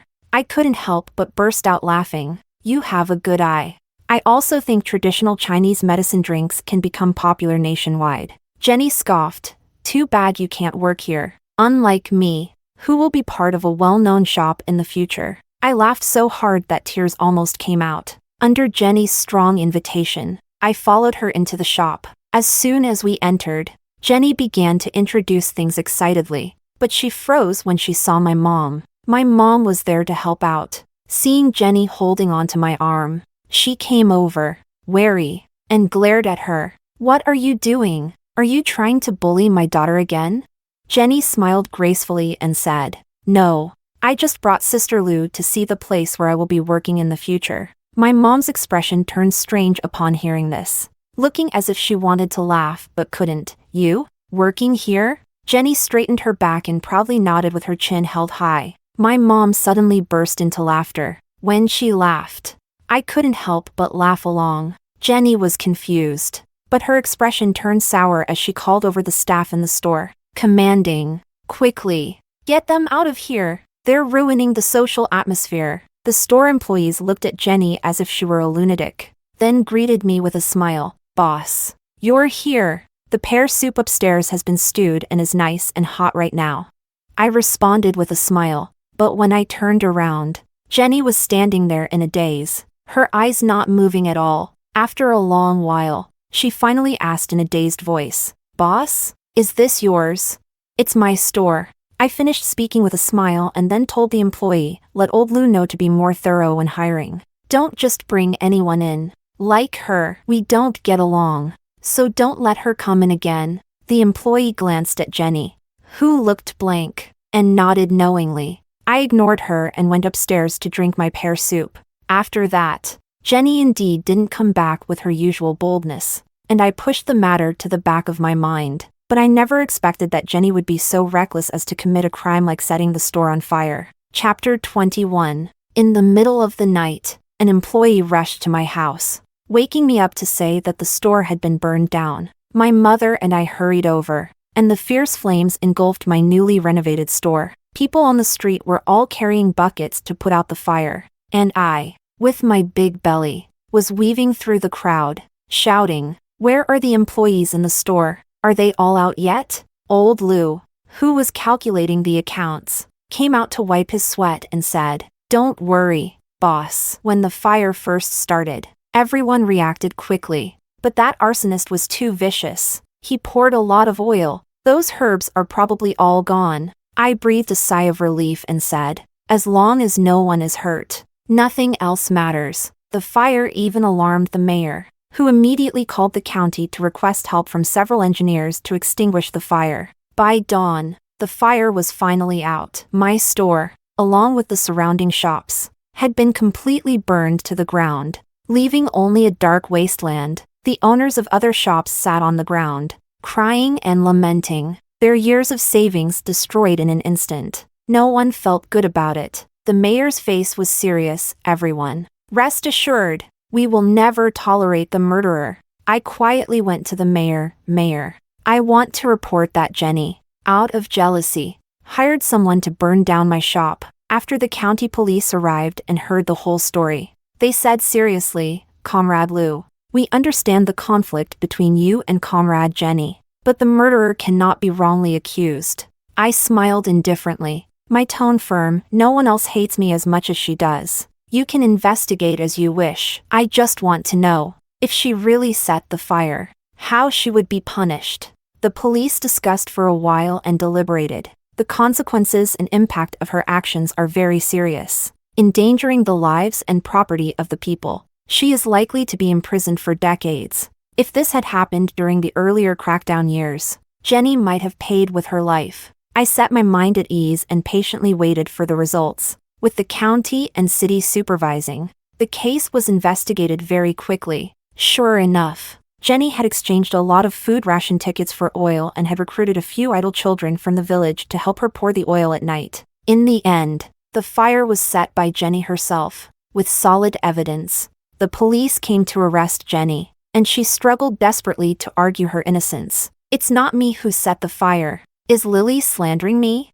Lily, you bitch." Jenny Lynn's parents and younger brother were watching from the side, pleading for a long time, but no one showed any mercy. Their front door was pelted with pig dung, and people on the street cursed them for being utterly heartless. The Lynn family parents eventually came to me. "Lily, I never expected that a woman like you could have such power. Even the mayor and the police department are backing you." "Pa, you shameless person. Did you seduce the mayor?" "My poor Jenny Lynn, an innocent person, has been wronged by you like this." Several employees firmly protected me in the center, and I laughed leisurely while touching my belly. "You too. I won't call you comrades anymore. Your good daughter has set fire to more than just my store. The evidence is undeniable. No matter how much you curse, it won't help." The expressions on Lynn family's parents' faces immediately turned sinister. "Aren't you still alive? Those stores can burn. We can afford the losses. Hurry up and find a way to return our daughter to us. I advise you, a pregnant woman shouldn't seek trouble for herself." Before I could say anything, Jenny's brother Paul began to persuade. "Mom and Dad, stop talking. Let me handle this." He had a sharp, monkey-like face, arms and legs as thin as chopsticks, and a pair of eyes that gleamed mischievously as they fell on me, followed by a cheeky grin. "I've heard about Boss Lou from my sister before, but I didn't expect you to be this beautiful. How about this? Let's make a deal. I'll marry you, along with the child in your belly, and you help me get my sister out. That should work, right?" Chapter 22. Paul's ordinary yet confident appearance made me want to laugh. My mom stepped forward, hands on her hips, scolding, "Take a look at yourself in the mirror. You look worse than a monkey. How dare you think of my daughter?" Lynn family's parents have calmed down and agreed with Paul's idea. "As long as you agree, we will hold the banquet tomorrow. It might be a bit of a pity for my son to marry your daughter, who is a second-hand bride, but considering that your daughter can earn money, we won't hold it against you. Right? Once your daughter marries my son, she can hand over her business, and we won't hold Jenny's matter against you." My mom was so angry that she almost laughed. Just as she was about to scold again, she looked up and saw Raphael striding over with a cold face. She raised an eyebrow and called out, "Raphael, you're just in time. Your ex-wife's younger brother is about to marry Lily." Raphael raised an eyebrow. staring gloomily at Paul. "You're asking for death." Paul shrank back in fear, shouting, "You've already divorced Lily. She can marry whoever she wants. We've already agreed. She has to marry me." The veins on Raphael's neck twitched, and without arguing further, he walked over and started to beat him up. The Lin family's parents cried out for help, but no one came to stop them. It's all Jenny's fault for lighting that fire, which burned into everyone's hearts. After hitting for about 10 minutes, seeing Paul lying on the ground without even a whimper, Raphael finally let go. "If I hear you talking nonsense again, I'll break your legs. Get lost." Originally motionless on the ground, Paul got up and ran, completely ignoring Lin's parents. The elderly couple shouted a couple of times, and Paul ran even faster, disappearing in a flash. They angrily confronted Raphael. "A son-in-law is still half a son, Raphael. My eldest daughter at least gave you 2 good children, and now our daughter is gone, and you bully us like this." The onlookers whispered among themselves, and Raphael sneered indifferently. "Others may not know, but don't you still know how Mary died? She was clearly gravely ill and you all dragged her to her death. How can you even mention her to me?" Raphael's first wife, nicknamed Mary. It is said that shortly after Mary gave birth to Jordan, she was forced by the Lin family's parents to go home and work in the fields. It's just because Jenny doesn't want to help. Mary is the eldest, sensible, and just buried herself in work. Who would have thought she would die like this in the Lin family's fields? And by the time she was discovered, she had already passed away. She is also a pitiful woman. Lin family's parents dodged the question, saying, "Mary is our own daughter. How could we harm her? It was all an accident." After saying that, they cried with a mournful expression, "Raphael, good child. You have a good relationship with Jenny. She is also your child's biological aunt. Think of a way to save her, okay?" Raphael remained expressionless. "I need to avoid suspicion with Jenny, and she has burned so many people's shops. She's so malicious that even prison would be too lenient for her." The crowd immediately burst into applause. "Well said. Someone with such a poisonous mind deserves to be shot."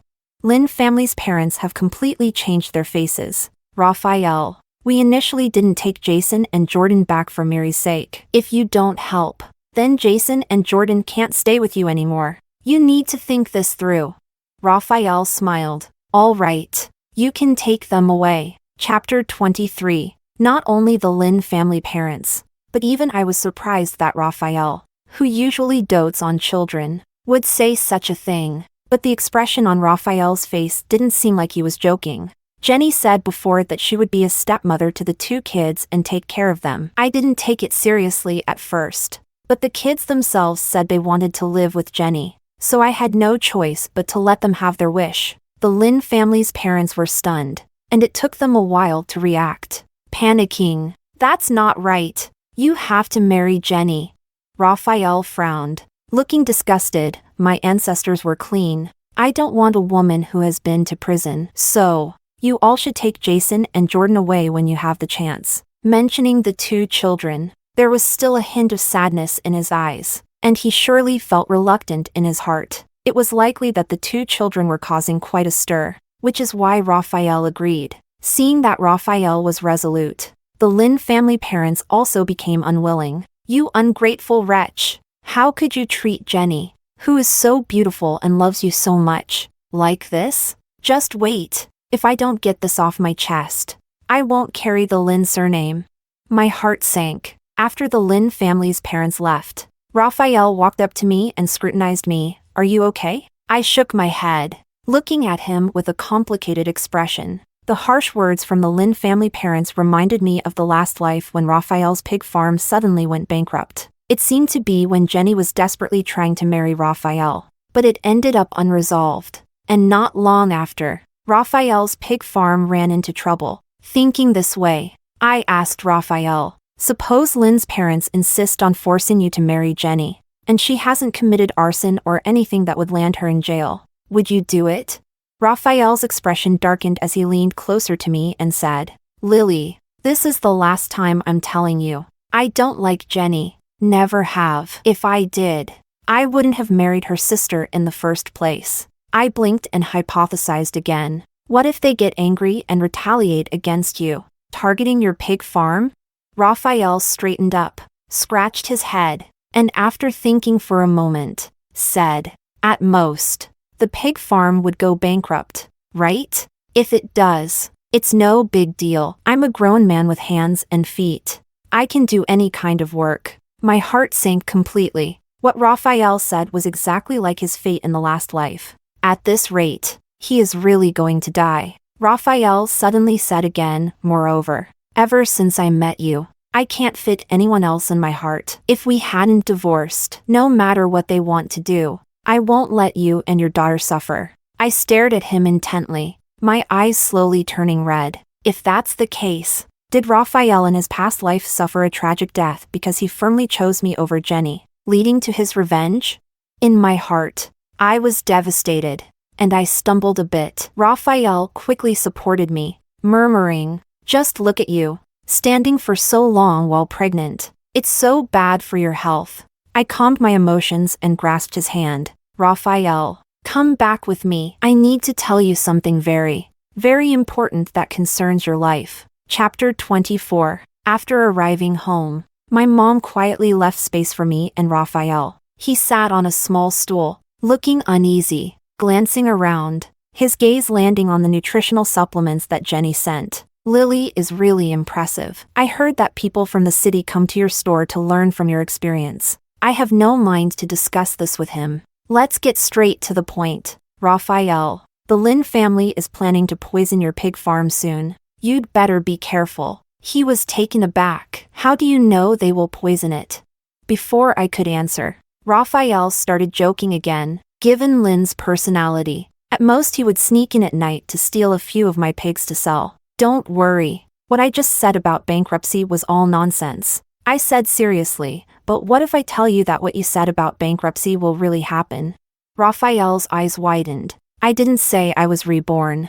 I just said I had a dream and then told him all about Raphael's fate from my past life." Raphael was silent for half a day, then reached out to touch my head. I pushed him away. "I'm not running a fever. What I said is all true." He looked at me with a serious expression. "Comrade Lily, the dream you mentioned belongs to feudal superstitious thinking. If you're sick, you still need to see a doctor." No matter how much I tried to explain, Raphael didn't believe me. There was nothing I could do but remind him to pay more attention to Lin family's parents. "What you fear will come. Before long, news of the swine fever outbreak at the pig farm spread, and every household began to go out of town to buy live pigs, bringing them home to slaughter for food." Raphael was taken away for investigation, and we didn't even get to see him. My mom was anxious there. How could this happen out of the blue? It's really life-threatening. You were just waiting to eat meat to nourish your body. I know this is man-made disaster.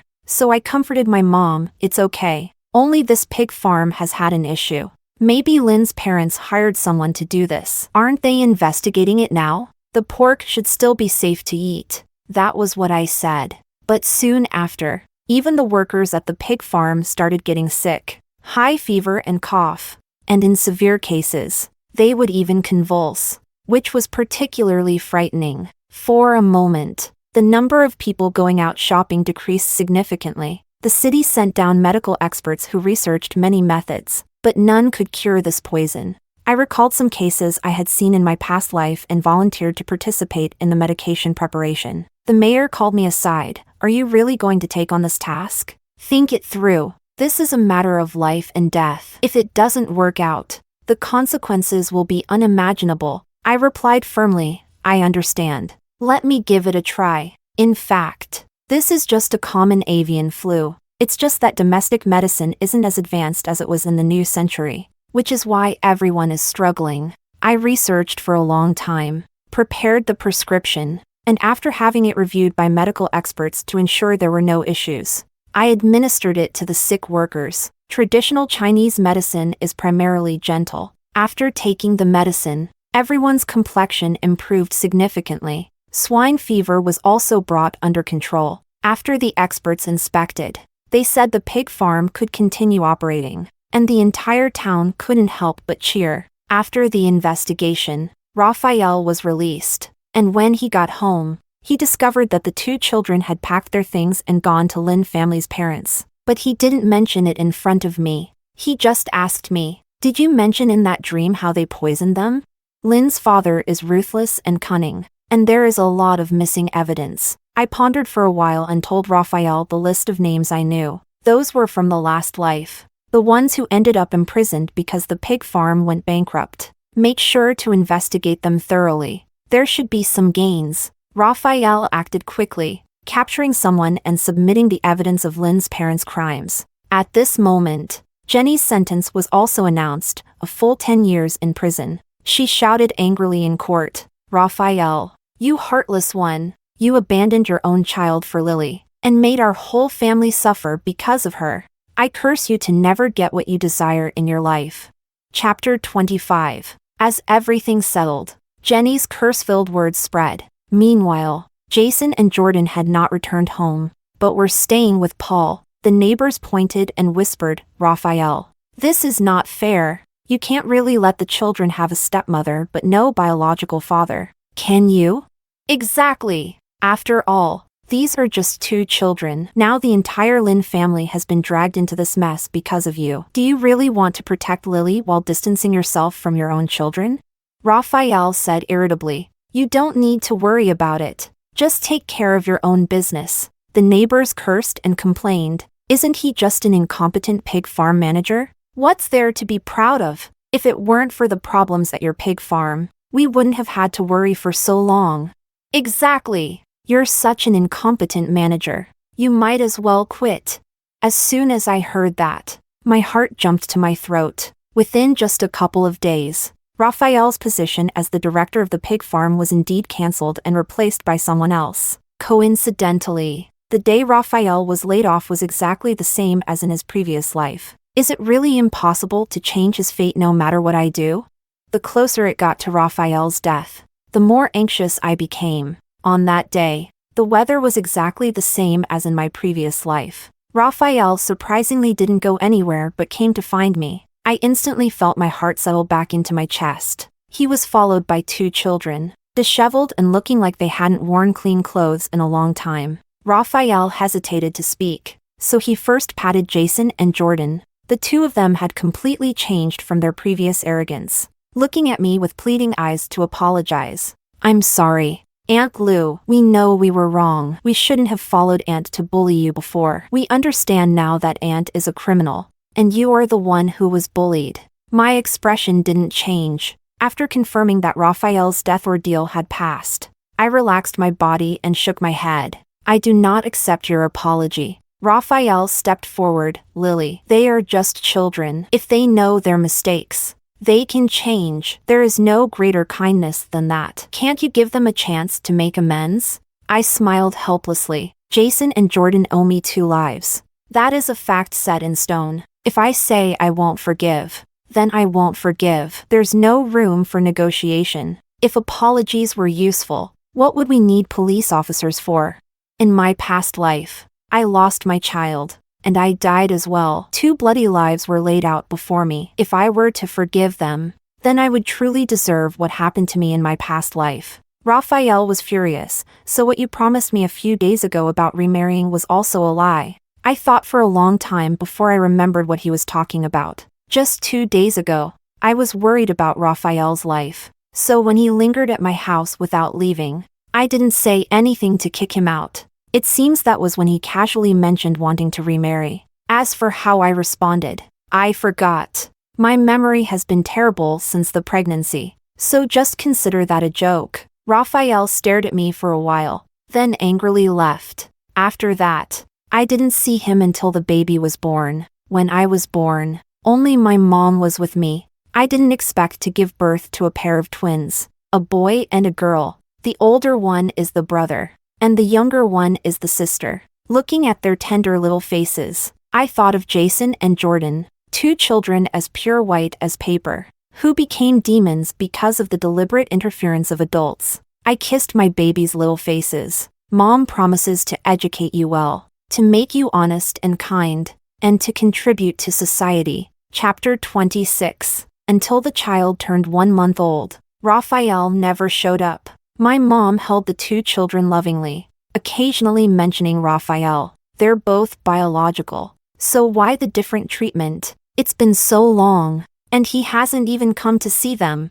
I drank the nutritional supplements, feeling calm. It's better that he doesn't come. I didn't need him anyway. Both of my children have been registered, and they share my surname. The older brother is named Sunny Lu, and the younger sister is named Star Lu. The full moon banquet was prepared in advance and was very grand. Both the county and the city sent gifts and encouraged me to open my business soon. After my beverage shop was burned down, all the business went to Claude. He brought his wife to the full moon banquet and prepared 2 gift bags for the children, right there wanting to acknowledge the kids as their godparents. I covered my mouth and laughed. Well, you all better get in line, because Phineas made an appointment with me early on to be the children's godfather. In just over half a year, Phineas got engaged and generously congratulated me on having both a son and a daughter. He winked at me when I arrived. I saw your ex-husband holding a pile of things, looking lost and not knowing what he was thinking.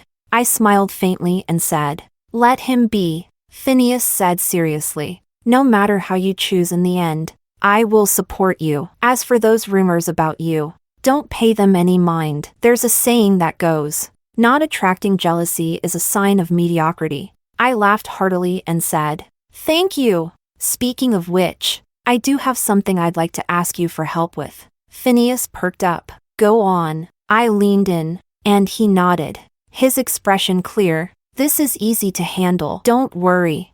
I'll get it done for you within a week at the latest." I nodded. "Then thank you very much. Phineas is very fast." Within 3 days, I received news about the matter I entrusted him with. Meanwhile, Raphael, who had been lingering outside my door, finally mustered the courage to come in, carrying a large pile of things. "Lily, I came to see you, and the children." I pointed to the cradle. "They just fell asleep. Be careful with your movements. Don't wake them up." Raphael made a sound, rubbed his hands on his pants, and cautiously leaned in to look at the children, not even daring to blink. After a long while, he murmured, "Their eyes are just like yours, and their mouths are like mine. Have you named them?" I was busy sorting the accounts and answered casually. Raphael's tall back stiffened, somewhat surprised. "Do they all have the surname Lu?" My hands stopped flipping through the accounts, and I looked up at him. "Then what? Should I take the surname of this ex-husband who has already divorced me?" The word ex-husband deeply pierced Raphael, and he sat back beside me, hesitating. "That works too. After all, taking your surname is the same. They are all our own." Once again, there is a silence. Raphael struggled to speak. "Lily, is there really no way to have it all?" I put down the accounts and smiled, saying, "It sounds like you're asking me if I really can't compromise for those 2 children?" His ears turned red, but his eyes held a hint of expectation. I retracted my smile and said, "No." I didn't want to say another word. Chapter 27. After a few days of back and forth with Raphael, he finally noticed that my mom and I were slowly packing things up. "Lily, where are you going? Are you going far? If not, I can help you take the kids." I didn't agree, saying, "No need.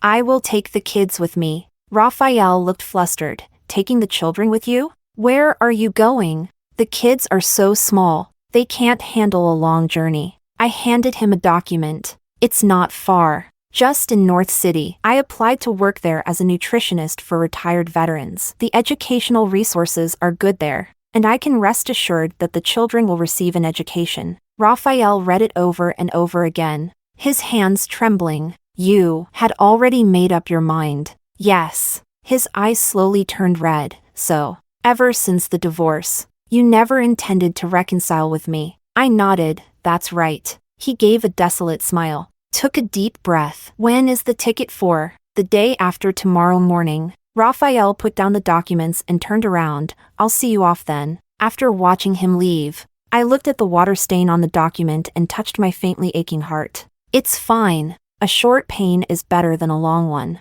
As long as I separate from him, time will dull everything." On the morning of our departure, my mom and I carried the children out. Claude drove us, and on the way, He told me to take a good look at whether there were other businesses to be done in North City. Now that the times have opened up, everyone is striving for a good life. Making money is only ever too little, never too much. We were chatting and laughing, and as we turned the corner, suddenly a person jumped out, causing Claude to slam on the brakes.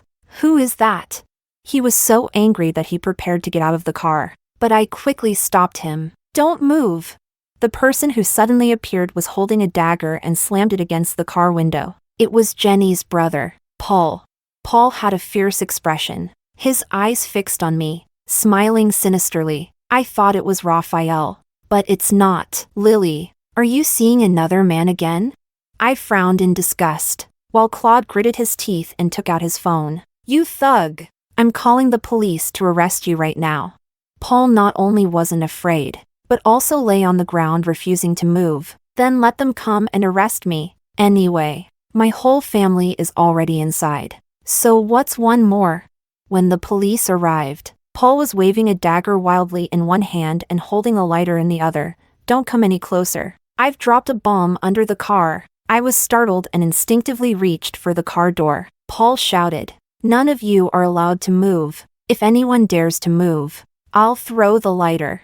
And if the bomb explodes, no one will be able to escape." Claude turned pale, raised his hands, and said, "Comrade, don't be impulsive. Let's sit down and talk things over. Bombs are not something to joke about." Paul roared, "I'm not joking. You all, go call Raphael over. I want him to see his woman die right here." I took a deep breath, handed Sonny to Claude, and choked out, "Take good care of them." My mom shook Starlou in her arms. "Daughter, what are you doing? Don't do anything foolish." I sniffed, "Mom, I can't drag you and brother Joe into this. The two kids are still so small. Nothing can happen to them." After saying that, I quickly got out of the car, raised my hands, and walked towards Paul. "If you want to threaten Raphael, just me is enough. Let them go." Chapter 28. Not knowing what he was thinking, Paul let out a sinister laugh.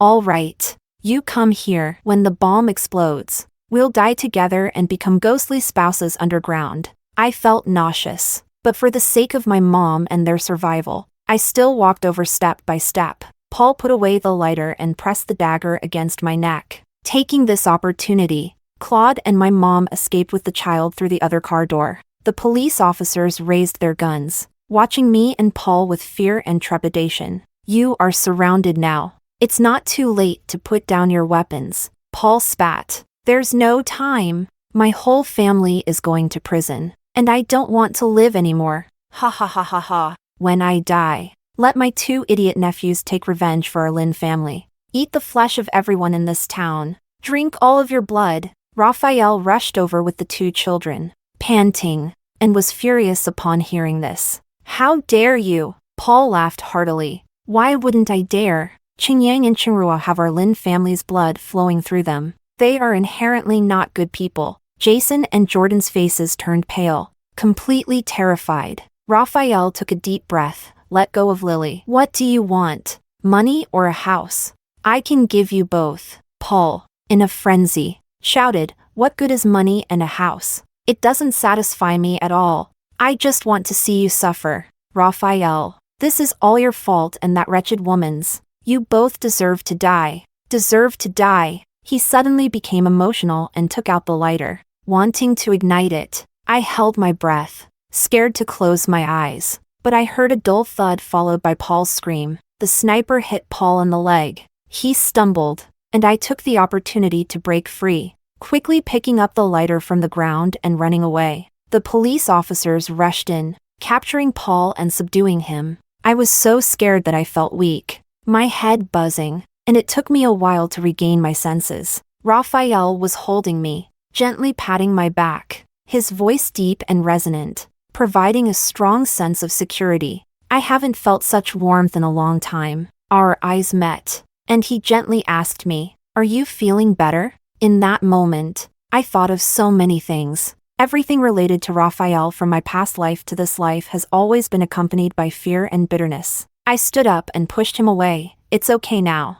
Raphael tugged at the corners of his lips and asked me, Are we still leaving? The police will have some questions later. I ran my fingers through my hair and said, no time to waste. The bus leaves in 2 hours. That's enough. The light in Raphael's eyes slowly dimmed. Then can you promise me that you'll wait for me to find you? I will definitely give you a satisfactory answer. I looked at him as always, with his solemn promises, and suddenly let go of everything. Sometimes, not being able to make a firm choice already says everything. No need, Raphael. I don't care.